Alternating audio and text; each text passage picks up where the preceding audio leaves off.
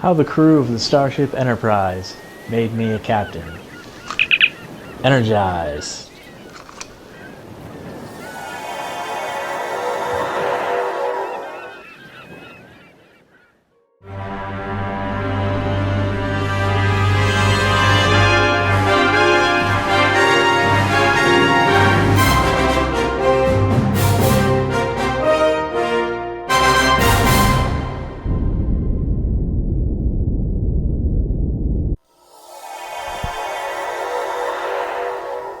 If you have viewed my other videos, you may have noticed a few involving Star Trek.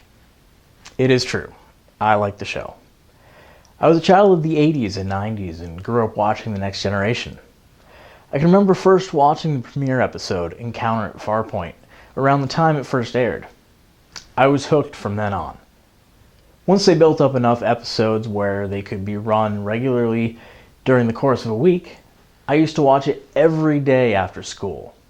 I don't even know how many times I've seen various episodes of the series. Many, many times. And then later the same was true with Deep Space Nine, when that came on the air. Voyager to a lesser degree. There are a handful of episodes I haven't seen. Same with Enterprise. I missed a huge chunk there as well. I've seen all of the new series so far though, and I've seen all the films from the motion picture onwards. I will admit, however, I've not seen every episode of the original series, and I think I've only really seen bits and pieces of the animated series. So, I'm a Star Trek fan, but not nearly to the degree as some in the fandom. I still have a way to go before I get there. But that's not exactly what this video is about. This video is more to do with my thoughts on how being a fan of the franchise has led to where I am currently. Meaning, led me to work on a boat and ultimately come to be addressed as captain on a regular and completely legitimate basis. I'm also not the only person working on boats in the industry that is a fan of Star Trek. There are at least a few at my company that I know of, and I've been shipmates with others elsewhere. Is there something that draws fans of Star Trek to boats? Or fans of boats to Star Trek? Is there any connection at all? I'm sure I knew what a boat was well before I knew what Star Trek was. My father had a boat since before I was born, so growing up I was introduced to it as a matter of course. Star Trek I didn't really encounter until I had been alive for a few years, so I'm sure that came later. But my appreciation for boats and what they could represent that could very well have been developed through joining the crew of the Starship Enterprise on their adventures each week.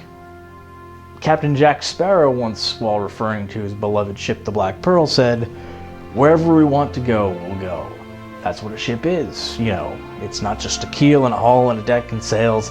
That's what a ship needs. But what a ship is, what the Black Pearl really is freedom."